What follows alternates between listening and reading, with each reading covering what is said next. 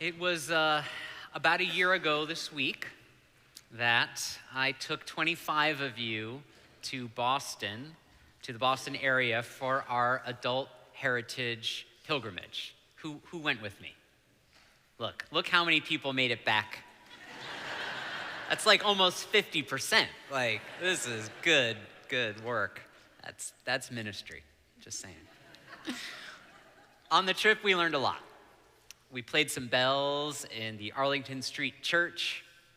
We navigated the cobblestone streets mostly. And we learned one vital piece of Unitarian history. It's Thoreau, not Thoreau. Think God of Thunder, then. I know this to be true because every time I said Thoreau in the bookstore that they have right by Walden Pond, alarm bells sounded in the bookstore, and all the clerks descended upon me to correct my pronunciation. It's Thoreau. And so I may or may not have intentionally continued mispronouncing it just to make the clerk do this over and over. I need more help than you can give me. That's sad. It wasn't that dramatic, but it wasn't far off. I mention this because this is the next in our series of parts of our faith that we draw foundational knowledge from. We look at these thinkers who helped shape these foundations of our faith. Henry David Thoreau, born David Henry Thoreau, because why not? He just switched his name when he was in college, was one of those thinkers. Now, he wasn't actually famous as an intellectual or speaker or really much of anything else in his actual life. He was of humble birth. He, went on to mostly modest means in his life. He would be shocked, most people say, to find out that 2 centuries later, we are still discussing his ideas today. There are miscellaneous things about him, of course, that I could go on and on about, but the one I find the most charming is all around us, where we are right now, because Thoreau invented the number 2 pencil. And in all of your pews, there are number 2 pencils that you can use to fill out your pledge card when, right? No, he wants pen and ink and blood. And children to pledge. It's a conspiracy theory, yes. Okay, enough. I'm preaching the sermon here, Daniel. All right.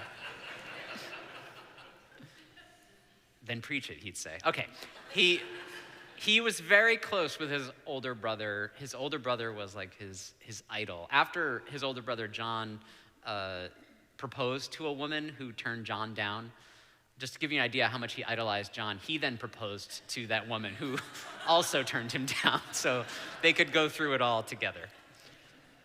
But sadly, very tragically, his brother John died after cutting himself shaving. He died of the infection he got, tetanus, from that. Yeah, it was very sudden, and it sent Thoreau into a period of tremendous grief, which one friend observed actually he believed was the real reason that Thoreau went to the woods, went to Walden Pond to remove himself in as many ways as he could from the company of others. But going to the pond, going to Walden, was not the first time that Thoreau had been removed from the company of some of his fellows. See, once walking back from a cobbler after dropping off some shoes to be mended, he was walking across the town square. It's a different time, cobblers and time squares. Anyway, he felt the long arm of the law on his shoulder, and he was arrested for failure to pay his poll tax. Yeah, he spent a night in jail before a relative sprung him in the morning by paying the tax. But it was from this experience that came the genesis of his work, which is actually entitled Resistance to Civil Government on the Duty of Civil Disobedience. That is where it came to be.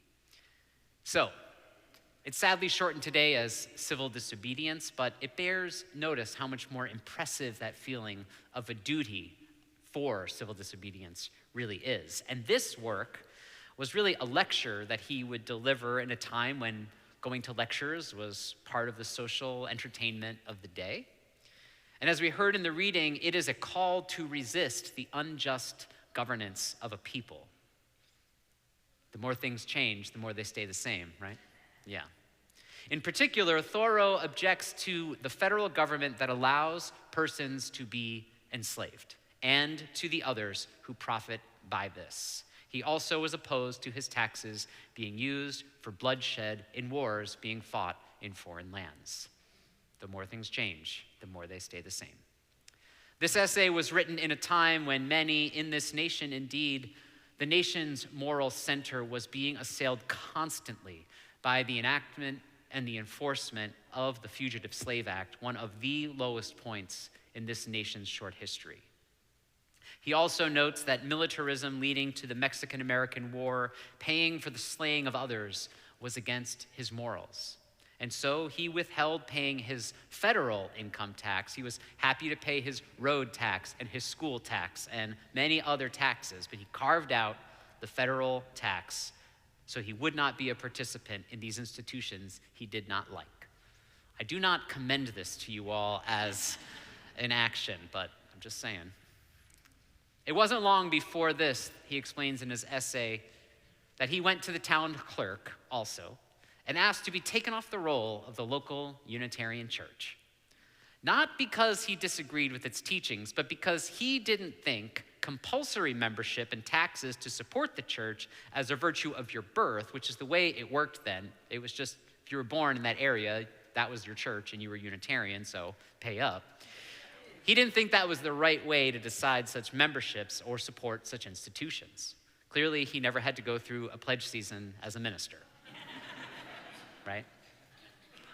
The core message of resistance to the civil government on the duty of civil disobedience is that civil governments as they existed then and as they exist today may be able to control our physical bodies, but no government exists yet that can govern the human heart. Each human is responsible for that task themselves.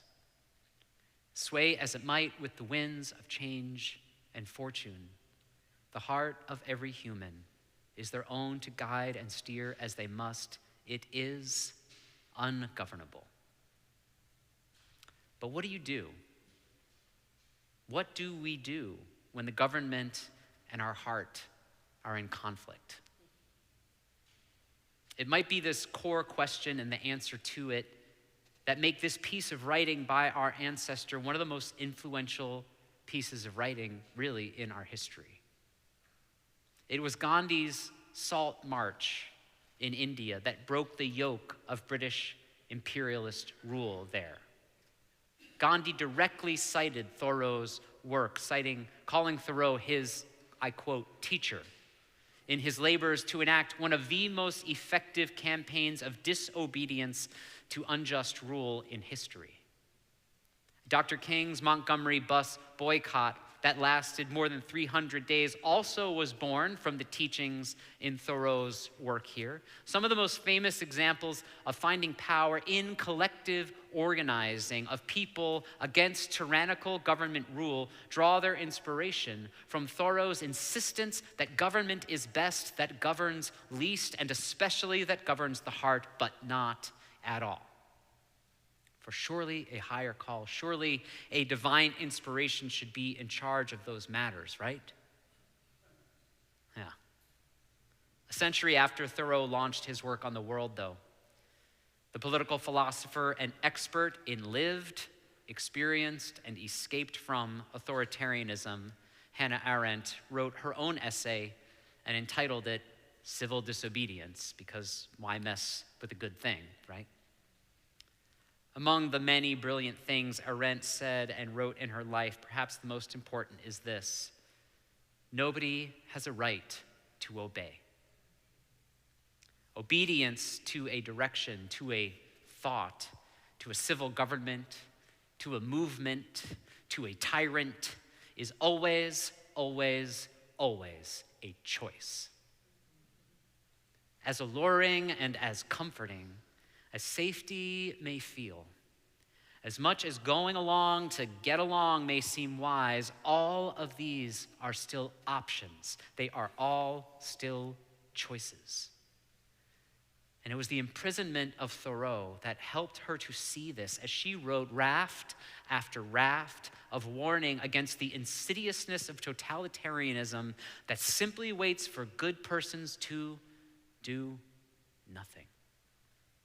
No one has the right to obey.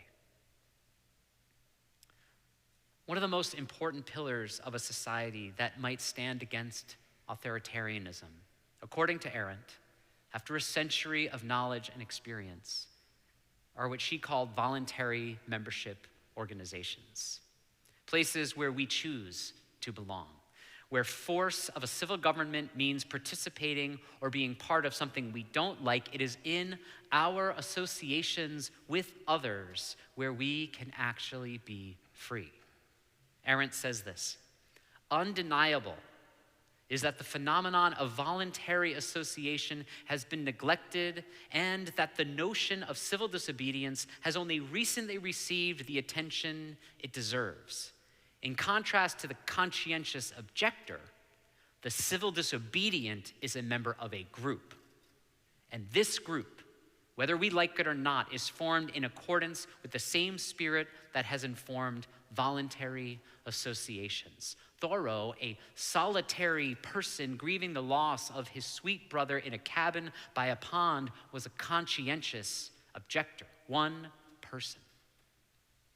It was this objector's thoughts, though, passed through the fire of life that Gandhi, that King, that Arendt, and so many more all held in realizing the real power of that idea. That power is in the human lives given to this great task of demonstrating the absurdity of a law, of a policy, of an executive order, of a prejudice, of any other ignorant debasement of humanity, of theirs and ours, to bring about more, much, so much more than just a change in the law, to bring about a change in hearts, to be governed not in our bodies by a threat, but to be self-governed in our hearts by freedom and, yes, by revolutionary love.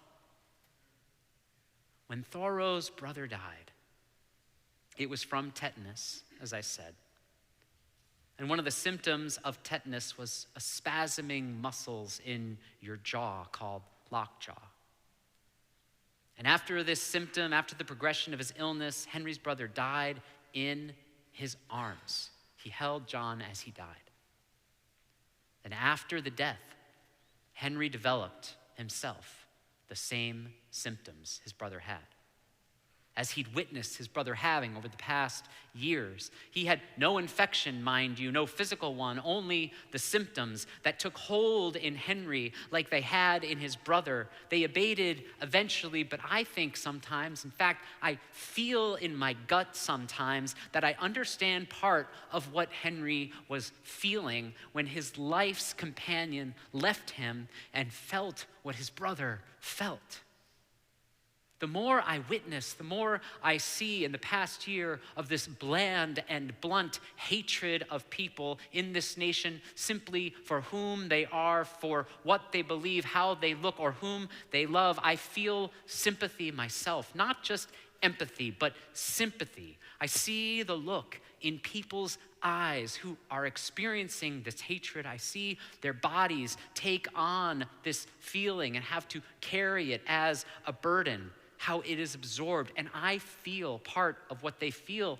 And I believe, I truly believe for all of us that this is actually one of the greatest gifts of our humanity as a people, to hold and to touch the pain of others and to feel it as a way of honoring it by not deflecting, not differentiating, not defending against it, but really taking it in for a second, a moment, a time, and to feel what it feels like to know the pain that our neighbor must be going through.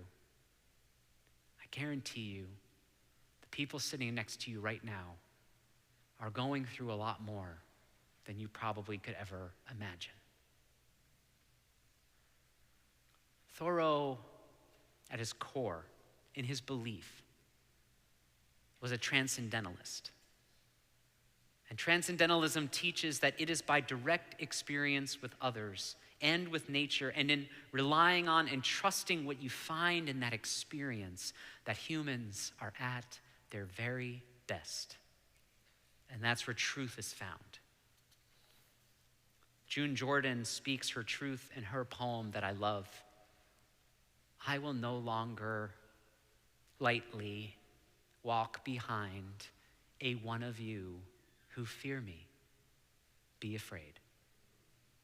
And she ends, I live like a lover who drops her dime into the phone just as the subway shakes into the station, wasting her message, canceling the question of her call, fulminating or forgetful but late, and always after the fact that could save or condemn me. She says, I must become the action of my fate. This is also a transcendentalist statement, if I ever heard one. I must become the action of my fate. Through the last 2 centuries, like a siren blaring through the night, resistance to an unjust civil authority calls and calls and calls again on that phone. Look at your neighbor. Hold your sibling, it calls. Look at this earth's children and tell me that this is right. Tell me that this is the best that we can do. And a century later, after Arendt, one of the finest minds on totalitarianism, she tells us, warns us that it is in our voluntary institutions where we will find our place of refuge and strength, where individual minds and hearts are held and cared for conscientiously, not controlled and forced bodily to do things into the unconscionable. It is institutions like that. It is institutions like this one we have here, this blessed place that must be a menace to the enemies of freedom, a menace to the enemies of dignity, and a menace to the enemies of a saving and gracious love that we all need, and how, right? Amen. Right.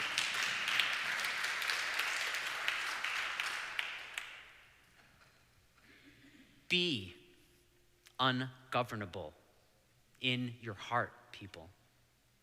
Let it be a wild place, alive with imagination and freedom that our divine nature grants to all of us. Be ungovernable by others in your heart. Let it hold and love what it must hold and love, friends, and pray with all you've got to keep that love alive. Be ungovernable by others, for it is yours. It is wholly your heart. It is good, it is worthy, and there is no other like it, and there never will be. Be ungovernable, be unruly, rise up, be brave, and find your inner FU. Stands for free you. When someone says F you, they're trying to free you from something. That's right. Believe me. And it is in this spirit of being ungovernable that we join together ourselves to build upon the work laid so boldly before us by those in this faith who would not bend a knee, by those in this faith who broke tyranny's yoke, and those in this faith whose paths we walk still, though we find our own way through. We have got to become the action of our own fate in sympathy with our siblings whose very lives and whose very freedom depend on the work of those faithful to the future. Only a free heart can dream. Be ungovernable, friends, and in so being, be blessed. May it ever be so. Blessed be, and amen.